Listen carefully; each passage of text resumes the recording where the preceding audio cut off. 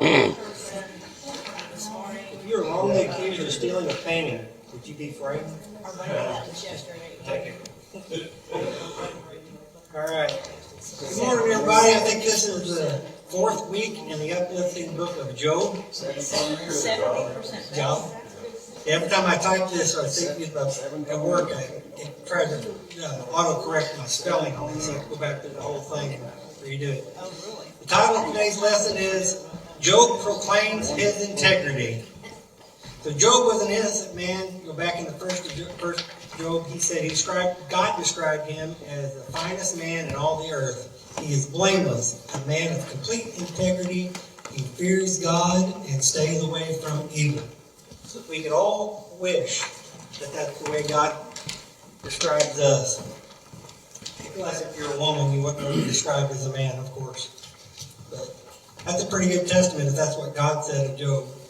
But after he'd suffered all the tragedies and his friends accused him of being sinful, instead of just, if you went through what Job went through, and there comes his friends and stuff, at some point you'd be tempted to say, you know what, maybe they're right.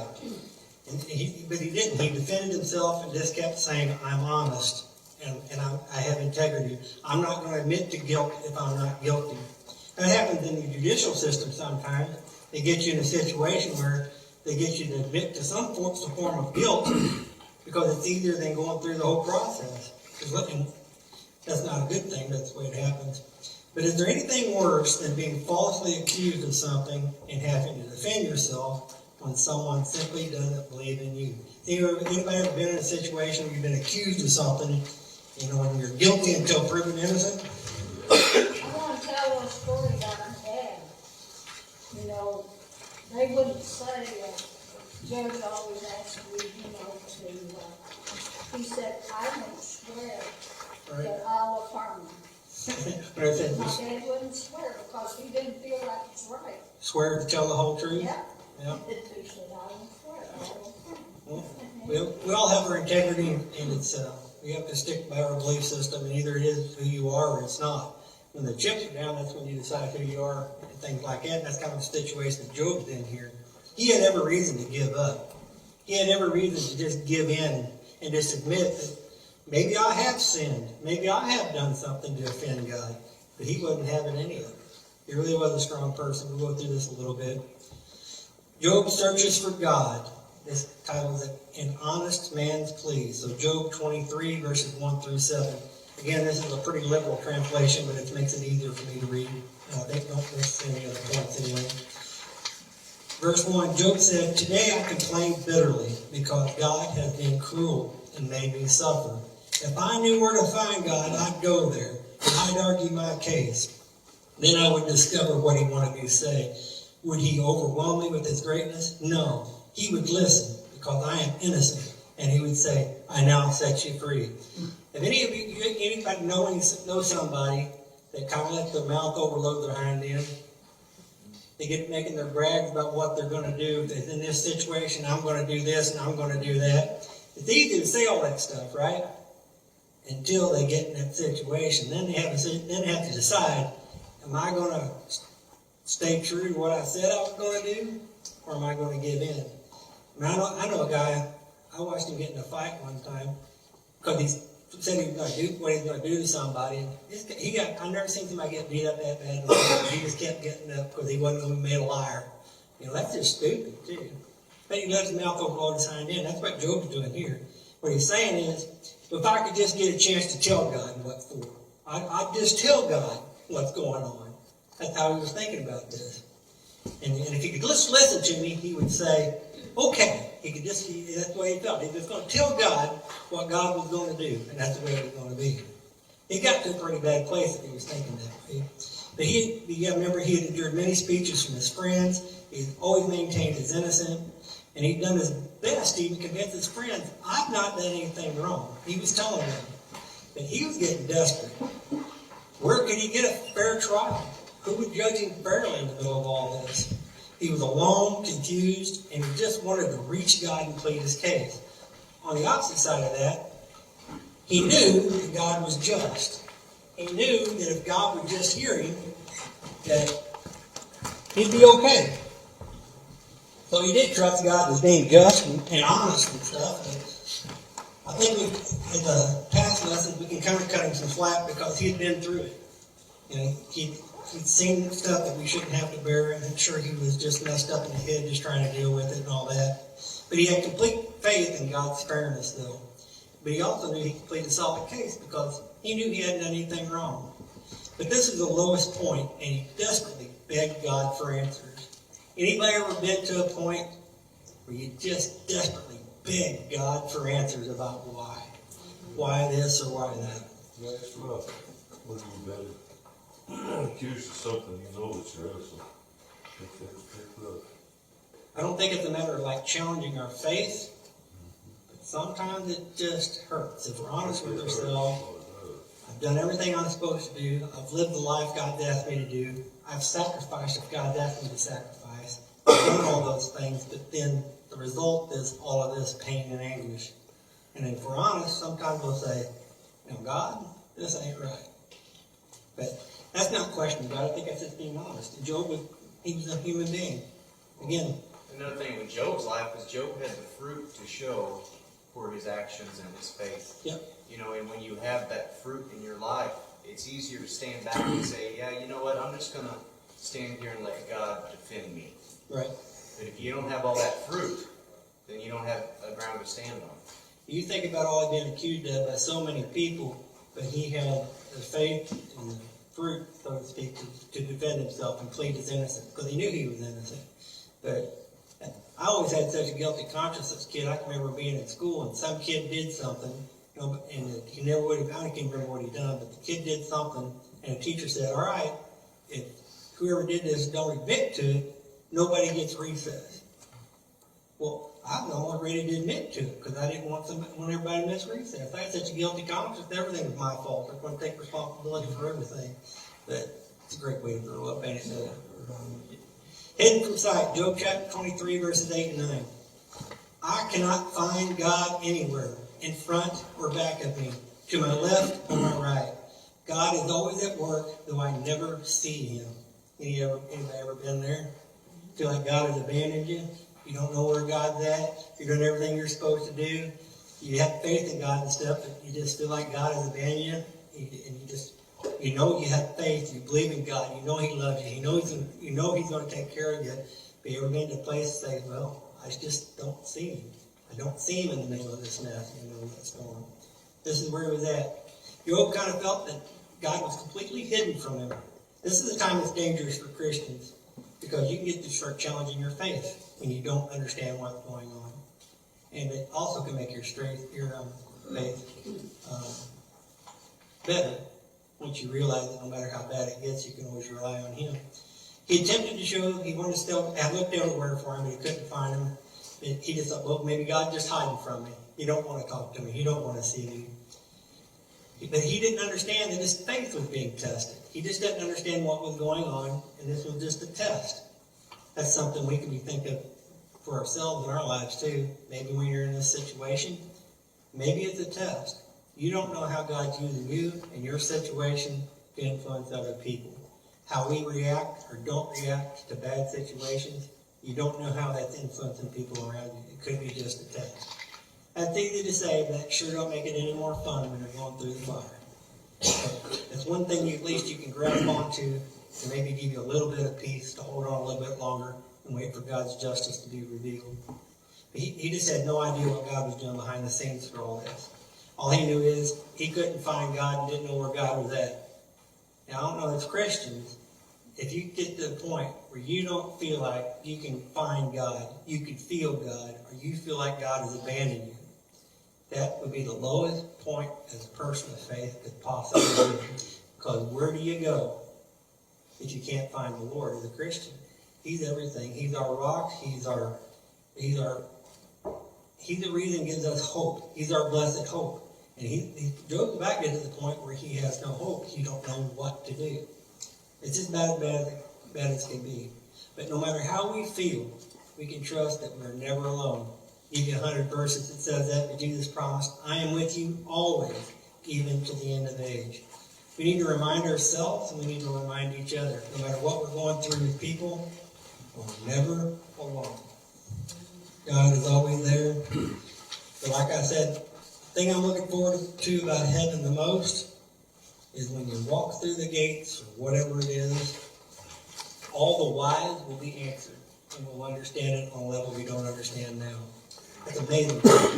We don't have to endure that, but Jesus knows what it's like to have God forsaken. He knows what it feels like. That's absolutely right. Anything that we can feel, anything that we can experience horribly, Jesus went through in one way or another. And you see how he handled it. The good part about that is, that's the amazing thing about the Bible to me, is it shows the frailties of men of God. Even Jesus got brokenhearted when he thought the Father had abandoned him. So when you get down in the dumps when stuff ain't going right, then you get to beat yourself up. Well, I should have more faith in that. I shouldn't, Jesus even got down for a little period of time. It's a normal human reaction to have these feelings of doubt or anguish or sadness or whatever. But just don't give up hope. Jesus has been through it. He knows what we're going through, and he's always with you. That's what the Bible says. Hey, Kirk, I have a testimony. Okay. Last Saturday, I went to that Amish store, and everybody who knew Crystal Tiffenhauer, I'm sure there's quite a few people in here that knows. Well, I'm thinking she's going through some tough times. Well, I was talking to her because she had this wedding ring online, wanted to sell it. Well, I wanted it, it was 4 years ago. And she said, well, anyway, all said and done, she ended up giving it to me. She said, you made a big impression on me. And then she later texted me the other day and said that you have no idea how you changed my future, running into you. So that had to be God. It's pretty good when you don't even know what you did. Yeah, I don't even know what it is. But, she gives me this ring that I wanted 4 years ago. And That'll be one of the things when you get to heaven, too. All the situations that we've been in, we don't understand why. You're going to realize that God is using you for a period of time or for a moment. All that stuff's going to be revealed in essence. I think in the Bible, it's in Revelation somewhere, I think, Jake, where the people just say, holy, holy, holy. And I've heard a preacher say, that's God slowly revealing himself to us. And every time he reveals something to us, we're just overwhelmed with the awesomeness of God. And all we can say is holy, holy, holy. That's a pretty good way of looking at it. In our present mind, we can't comprehend God. When you get to heaven, you're going to comprehend everything all at once. No wonder it will take an eternity for us to get there, Part 2, Job defends his integrity. It's self-confidence, Job 23, verses 10 through 12. But he knows what I am doing, and he tests me. I will be pure as gold. I have never refused to follow any of his commands. I have always treasured his teaching. So, Job expressed his position to his friends, only had them reject his claims of innocence. We went through that a couple times last week. No matter what he did, they said, look, you had to do something, or this wouldn't be happening to you. Because that was the doctrine of the day. They believed if you were blessed, it's because you were in God's favor. If you were cursed or had bad things happen, it's because you've sinned and you haven't asked forgiveness of it. You got to imagine just how heartbreaking it was to lose all your family, except your wife. And then you feel like your friends would turn on you too. It couldn't get from worse to worse, but that's what's happening to Job. It just would have been easier just to say, you know what, you're right. I did something wrong. And then his friends would say, okay, it's going to be okay. And kind of get some comfort for his friend. It'd been easier for him to say, you know what, you're right. I've done something wrong. But instead, he just kept defending himself. Because he had that fruit in his life. He knew how God felt about him. And it would have been wrong for him to take comfort or admit to something he hadn't done. So many believers deal with similar criticisms when they go through hard times. Jake and Becky always tell the story of the pastor, I think it was the pastor, that when their daughter died, give them said, you must have done something or made you feel bad when something bad happens to you. Good meaning people come and say, well, what did you do to cause that? That's always nice. Don't be that person. That's not the way it works. But we can stand firm, believing confidently that Jesus will lead us to victory. Through all of this, we always got to keep in mind, this is Old Testament, but it doesn't matter that it's Old Testament. Everybody sitting here today has gone through something or is going through something that challenges every fabric of your being. It challenges your faith to some degree. but you gotta focus on Jesus and know who Jesus is. And no matter what, like Tudor says, if you can stand the drag, he'll pull you through. That's the way it works. Because here on earth we're going to have many trials and sorrows, but take heart because I have overcome the world. That's John 16:33. Ain't nothing in this world that Jesus didn't create. There's nothing in this world that Jesus don't control. There's no bad thing that happens that Jesus can't wipe away. Just put our faith in where it's supposed to be. I put that little thing there at the bottom because I always thought that was back in when I was a kid, the big thing about teaching kids self-confidence. Everybody had this low self-esteem and all that kind of stuff. I always thought that was kind of bad. But you put your confidence in yourself. It's okay to be not scared to go in front of people or do something, but our confidence is supposed to be in God and what He's done in us and through us and for us. We should have God confidence when we approach this world. My cousins, he was going to a church and they said that he was going through some hard times, and they said that if Jesus did it, you can do it, because whatever Jesus did, it could have been you. You know, and that's wrong to me, because they're saying that he could have been the one on the cross because Jesus was no different than what. Somebody who says that I don't think I understand. I don't think so either, but I'll tell you, somebody that plucked out my beard, spit in my face, and I had thousands of angels just waiting to come and whoop up on people. It did not. I guarantee there wouldn't be nobody here if you had that kind of confidence. when you put all your confidence in yourself, that's what you're doing. If you put your confidence in yourself, you're always going to fail. And I think that's the trick of psychology today, to be confident in ourselves and stuff like that. Our confidence in everything we are should come from Jesus and what He's done for us. If you're not a different person than you were when God got a hold of you, there's something wrong with you. You should have confidence in yourself, though. But through Christ. You really should in what you do. But also, this should be turned around, because the way I look at it is, if you have God confidence, Yep. okay, that helps you to have self-confidence. Absolutely. Okay? Now, if you don't have self-confidence, it's hard to do anything in this earth. You're not much of a witness either. Right, I mean, if you don't have self-confidence with your job, you're going to be able to do your job well. But if you have God confidence, then it kind of goes down to having confidence in yourself, because you know you have a Savior behind you. So I've heard this self-confidence being a bad thing, Only but if it's it comes really from God. not a bad thing. It's part of life. Well, your self-confidence should come from your faith and your trust in God. Well, it should, but there's a lot of people that have confidence that don't trust in God. Does anybody know somebody who claims to be a Christian and can do all the stuff you're supposed to do, but they're just a miserable human being and never have anything good to say? Now, they have no self-confidence, because they would if they trusted God and knew God was going to make things right. Exactly right. You're a horrible witness. There's some people, I don't want you to tell anybody you go to church, because you're just a miserable human being. You're complaining about everything. Who would want to be like you? I mean, it's true. We should have that God confidence.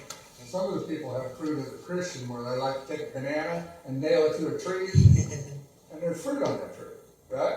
But what's going to happen with that fruit in a couple of days? It's dead. Right.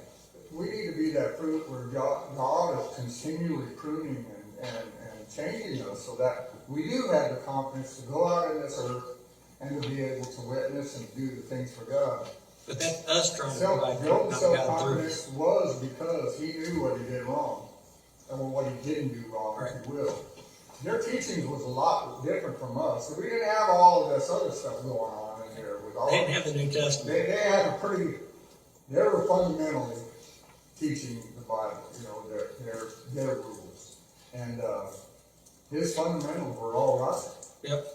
And so he had the confidence because of God. But yet, you had sometimes you think, well, where are you, God?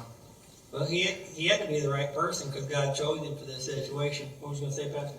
You know, when it comes to self-confidence, when you get too much of it, it's considered pride. Right. And the Marine Corps was a perfect example of that, because it's in our motto. The few, the proud, the Marines, we were trained to believe that we were the best fighting force in this world. And you can accomplish anything. And when you get that mindset that with your brothers and sisters, you can literally accomplish any task. You start leaving out the one who you rely on and you depend on, and you start relying on your own training and your own skill, your own mindset, your own everything, and then that's when you become prideful, and that's when everything falls apart. But nobody really wants a fighting force that says the weak, the humble, the wimps. And you've got to have some It was confidence. needed for that. It's just where that confidence comes from. That's really what we're talking about. I think you talk about pruning and stuff. You may have been going to church and living for Christ all your life, but I guarantee you, God can always do something to prune something away from you that you may not even be aware that you do in your life. I can tell you. Like Dearsey said, you gotta be careful, you don't get too proud. Yep. Well, on another hand too, as far as that, like he said, in the Marines, I knew in the Army as well, that these people had so much confidence in themselves. It was amazing what they could do. And it really is. I mean, you see this in the Olympics and everything. And whether they believe in God, I would say that when God created that person, that's what he could have put in there, instilled in their lives. All I can say is I hope that they had God in their life. You know what I mean? Because without God, that would be nothing. If the fruit comes from the Holy Spirit through you and is demonstrated to come through his confidence in whatever God had you do. The trick is not just because you have some success and God using you, you can't go so far when you think, well, I did this and I did that, Right. but then you become prideful and you go down the wrong path. You know, I can tell you I've done that. I've done that my whole life as far as work goes. You know, I went to school, I worked hard. a lot. Kirk, something to say too. I did all that thinking that my life, everything that your job, your pay, your position, and all that came from my effort and what I chose to do. That's the wrong place to faith. Because God will find a way to let you know that he's in control. And he may have blessed you and put you in a position, you may have already made the right decisions. But it still has to come through God. Because I was believing in my effort. I was going to get rewarded if I did those things. That's misplaced, prideful stuff. So this last week, I had a midterm for my fourth degree. And so the first thing I do when I get ready to do a midterm or a test or a tournament, I ask the Lord to be with me, you know, and mainly just to keep me safe, you know, and whatever happens, it's all for his glory. So whenever you're getting a tournament stuff, or, you know, a midterm, if you will, it's a testing, if you will, and things, you mess up strong, okay? Just because you miss a knife hand and you did a punch, you know, it's just differences. You got a form, you got to follow. Well, here this guy is going for his fourth degree, and he's 17 years old, and I'm 67, and we're going to spar, right? Well, this guy is a real kind, gentle person. Dr. Hesse is Hesse's son. Anyhow, real kind, gentle person, blah, blah, you know, just to say, he come out of his whole demeanor went crazy on this sparring part, and I've been learning to back off and to try to be more defensive than offensive. Well, I had to step up my game and go back the old way to sparring, and we were sparring like crazy. But that being said, if it wasn't for the Lord and him putting this in my mind, hey, do this, do this, do this, I could feel him in that situation. The confidence I had in that with the 17-year-old was amazing. That being said, I think he won the match. It really wasn't a match. It's like a testing sparring. You don't go for scores. You just basically brawl. Okay? I think he won the match, but I felt really good because I felt like the Lord was with me every bit of the way.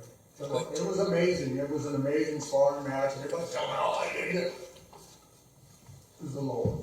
But it's the training and things you went through to get to that point is no different than the stuff we go through in life when we're going through bad stuff and we're learning from it. God's preparing us for where we need to be, regardless. I mean, that's a good analogy, even what you went through.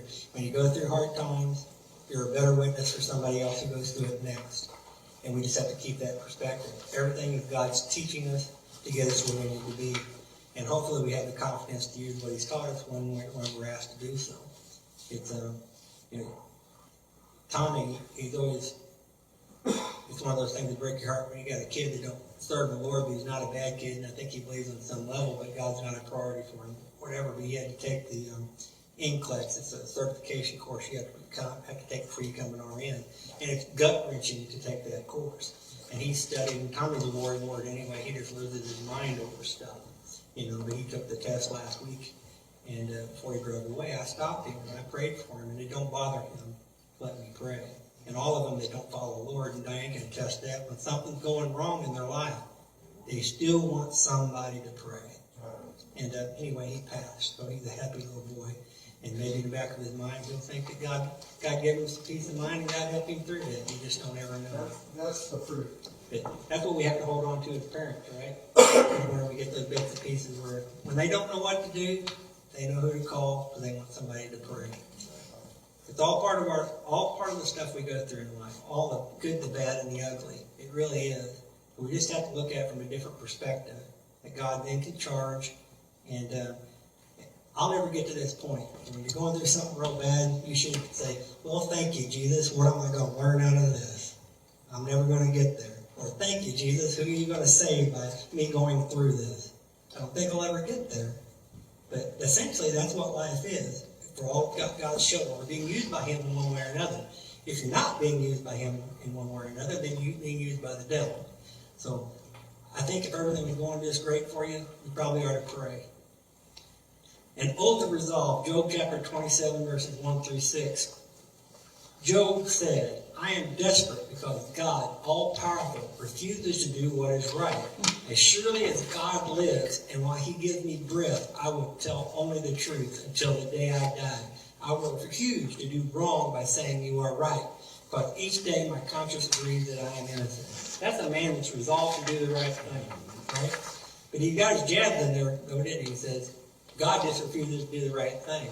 You talk about arrogance and too much self-confidence. When you're telling God what He should do and what He shouldn't do, that's a bad place to be. You got a wrong perspective. My dad would slap me across the face. So after going back and forth with his friends and hearing their many accusations against him, he finally offered a final monologue to clearly and boldly declare that he was blameless. He's like, "Y'all just need to shut up. I don't care what you say.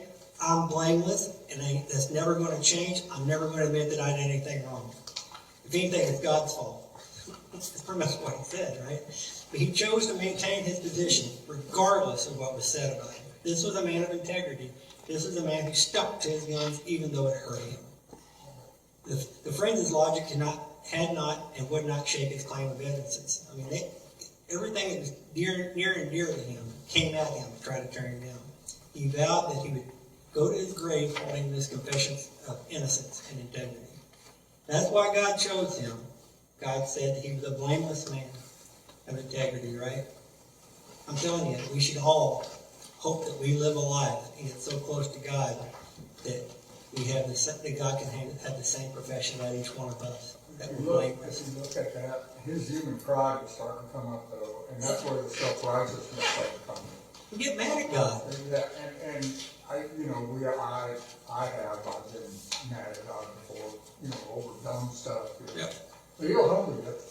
Oh, and it's getting ready to happen. But anyhow, that's where you see where Job kind of, Veered off. I'd say he stepped over the bounds a little bit. But that's the awesomeness of the Bible again. If he was writing this about Job being this great guy who handled everything perfectly, this wouldn't be in the Bible.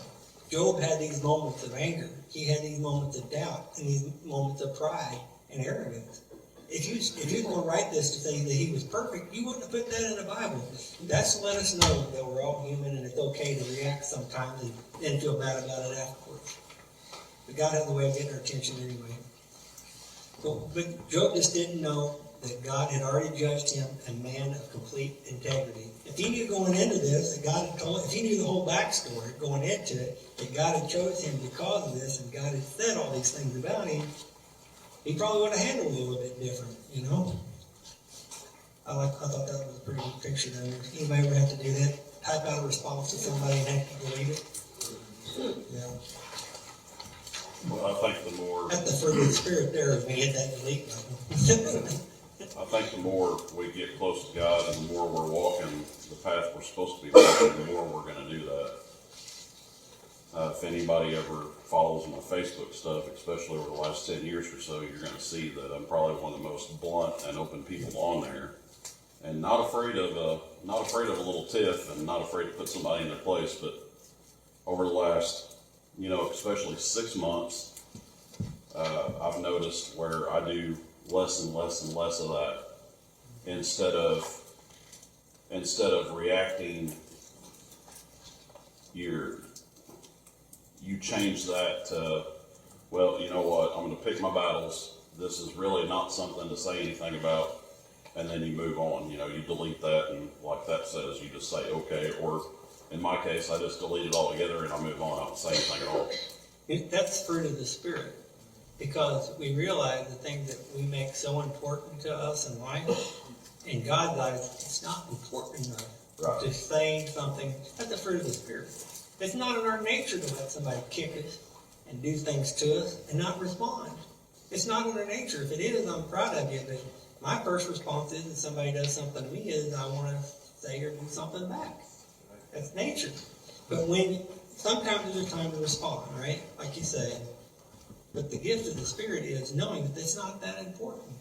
That's a manifestation of the fruit of the Spirit. It's just what it is. Everybody in here has had to experience that in some way or another. You're different because you're saved. You don't react the way you would have acted. You won't respond the way you would have responded. And if you haven't changed, and you're not a new creature, or God hasn't worked those things out, that you say, well, I'm the same person I always was, then I don't know if you're born again. We're supposed to be a new creature. If you're not a new creature, then you're saying that, well, I guess you're going to need God. You're perfect then, right? You learn to forgive. You got to wave in. Those that hurt you, do you learn to forgive? It's not easy, though, is it, Bernie? No. But how do you get through it? Through the Lord Jesus Christ. The only way I got through it. Holy Spirit does it through you, doesn't it? Give you Like I that told you strength. before, I'm mad to the point that I would have committed murder. But when you don't, Given the right opportunity, I would have did it. But what a I've learned witness. to forgive those that hurt me terribly. What a witness that is when people know that's how you would have responded, and then you don't. Go ahead, Ted. Like I said, you nailed that banana on the tree, and you're saying, hey, I got this fruit in my life. But when you get God into your life, that fruit begins to grow, and as he's talking right there, you begin to change. Right. Well, that fruit that becomes the authenticity of being a Christian. People can see if we're fake. Yep. You can go help them and do everything, but when it comes down, when the rubber meets the road, and you don't do it, they realize you're fake. Right. Okay? And you're doing this and you're doing this, but when that authenticity, Jesus living through you, right? Just like Job, he was authentic in what he said. Right. Jesus living through you, that's when people start believing like her. She did something, she didn't even know what she did. There was something authentic in that spirit that she had, that other person drawn to her to text and say, hey, you changed my life. Isn't that that's an amazing text if you ask me. I know a man that changed my life. And he doesn't even know what he did. And he had blue hands. That's the fruit of the Spirit there too. But I don't care how many bananas you tack and nail, duct tape, or whatever to an apple tree. That don't make it an apple. It don't make it a banana tree. The fruit is going to come from within through Christ. And baking, playing church, and doing the things, pretend like you're all those things. That's just like what Ted's saying. That's like nailing a banana to an apple tree. The Bible says you can tell the tree by the fruit it bears. The fruit it bears, not the fruit you fake it comes out. Well, what I was getting at is to be authentic. Yep. Have to be. That's just kind of my deal. Just be authentic. My brother's authentic. He's starting to be real. He's like, okay, I'm going to pick these battles, but pretty soon he's not going to get in a battle at all. He's not even responding to my brother anymore. Yeah. That's a testimony. Well, hey, that's really not hard to do. That's right there, the testimony, isn't it? It is. Man, there's been a lot. There's been a lot that's changed in, my way of thinking and just the way that God's dealt with my heart and my mind, and just, sometimes you just God's not telling us to be weak or anything like that. That's right. He's just telling us, right now is not the time, hold on, it's coming. With also a realignment. You're not quite as arrogant as you used to be. No. And I hate to admit,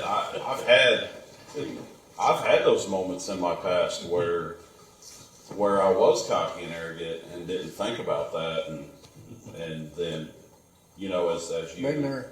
as you pray for God to make your heart His, all of that stuff starts leaving, and you do start realizing how you were at one point and how others perceive that, and now that's changed, and everybody can see that change, and What a witness. It is. Yeah, it's a. Sometimes we look at things and think it's a great big mountain, but really it's just a molehill. Mm-hmm. Ain't it amazing how God realigns our priorities as far as what's important and what's not? When God actually gets a hold of you and you start studying, you get more knowledge, and the more knowledge you get, the more wisdom you get. And you learn how to go through life without irritable, everything's irritable. Right. It's good. That's the fruit of the So Spirit. lay back and be at peace. Some of it is having that true faith in God that He's in control. He loves you and Everybody's He got a wants the breaking best for you. point, though. Hmm? Everybody has a breaking point. Yep. All they do. If you push it far enough, but it's the best way, and you get those situations, and I've learned to walk away. Yeah, that's right. Well, I wasn't always this congenial, this mild-mannered person that you see up here. I might have temper a little bit when I was a kid, you think, Dave? Okay. I'll just move on. I tried to kill my brother more than once. He was just always older than me. It's the only reason he's alive. It's true. Huh? I don't think it was just you at times. You what? I don't think it was just you at times. Yeah, it's true. I think I better move on or I'm going to have to go to the altar. Part 3, Job acknowledges God's power when fear and confidence collide. That's a pretty good title right there. Job chapter 23, verses 13 and 14. But He alone is God. Who can oppose Him? God does as He pleases, and He will do exactly what He intends with me. So Job believed that God was just and would save the innocent from punishment. He, just as much as his friends thought that he had done something wrong, that's why bad things happened, Job knew that he was innocent, and because he knew he was innocent, that a just God would reward him in the end. He believed that he would be vindicated, but he only believed he'd be vindicated if he could stand before God and plead his case. That's where he thought. But while he was talking, he got caught between understanding God's power, which he did, and his lack of understanding of how God uses his power. I think we do that ourselves sometimes. Everything had taken away from him that he loved, but he held to his integrity. He was an innocent man. He was ready for immediate restoration and confidently believed God would restore him. This is where the timing of God's stuff kind of gets to us as Christians. We do believe God's going to restore us. We do believe God's going to bless us. We do believe God's going to do all those things that His promises said that He would do for us. It just may not be today. It may be after you're dead. You don't know. God's timing is what it is. But God is just, and He exists outside of time. He will bless us. He will restore us and put us where we need to be. So as Christians, that's a pretty good place to be. We just have to remember that it just may not be today, but God will do what's right because that's who He is. His confidence had collided with his reverence and fear of God's sovereignty. Keeping a proper perspective of God, who God is, will help us remember and obey His words. It's okay to get close to God, and we should want to get close to God, but you better not be irreverent. You better not forget who He is. You better not forget the power that He has. You approach God from the perspective of an all-knowing, all-powerful God. You don't approach Him like, hey, God, I'm going to tell you what you're going to do, because that don't work out. And it's just, when you say it out loud like that, go ahead. I'm just sitting in front of God, I'll tell you what, boom. Yeah, that's all it is. We should have that. We talk about what is fear of the Lord, and fear and respect is kind of like the same word, but you've heard people talk about God in such a way that it shows their ignorance. If you talk about God like in such a familiar It sounds kind of intuitive, but you just remember who God is and what He can do. The fear of the Lord, Job 23, verses 15 through 17, we're about done. Merely the thought of God all-powerful makes me tremble with fear. God has covered me with darkness, but I refuse to be silent. He was remembering after he said all these things that God was all-powerful. And when he got to thinking about it, he was like, uh-oh. That's really what happened. God, recognizing that God was in control of his destiny, Job admitted he was terrified to stand before him. You know, a lot of this, well, I'm going to get before God and I'm going to tell him this and that. And then he got to think about it. He goes, I don't know if I want to do that. Because he suddenly remembered who God was. He was sure he would not be found guilty of sin, but he began to realize that he could not predict what God might say or do. Don't get to thinking you can trick God. Don't get to thinking you can manipulate God. Don't get to thinking that you don't know your place. You just got to make sure you keep it in the right perspective. Job understood that no one can compel God to do anything. How arrogant is it of us to think we can tell God what to do and that we know better than God? It doesn't mean we don't pray. It doesn't mean we don't give our petitions to God and ask for things. But if you think you're tricking God or you're outsmarting God, you really don't know God. He realized that commanding the things of God that he should have, it was disrespectful to God. It just was. He should not be afraid to ask for forgiveness of sins or to bring our petitions to God. We shouldn't be. We have an open door. We can approach God because of what Jesus did at the cross. We can approach God for anything at any time because of what Jesus did. And we're encouraged to boldly go to the throne with confidence. Our confidence comes through what Jesus did on the cross, not because of who we are or what we've done, but we can boldly, in God's confidence, go to the throne. It's a privilege to be able to go to God like we can. We shouldn't take it lightly. We should always remember that God is the eternal judge of who we are. Our reverence and fear of God can lead to wisdom that guides us into righteous living. Just don't forget who God is and keep loving Him. Another thing too, you know, I'm reading it over, he's just almost perfect. It's almost hard to follow him in his life if you try to do that, you know. But you got to remember, he was a righteous God. God asked him. But the whole time he had this conversation, and the whole time, and sometimes we tend to forget that he was in excruciating pain. It's amazing to me that he came full circle. And he came through this with that. He came full circle, though. Yeah, but, I mean, his pain, he went through all of that. The whole thing. And, you know, I don't know if that example would be really hard to live by. We should choose Especially for with it. the pain. It'll be a great testimony if God could say that to us. Yeah.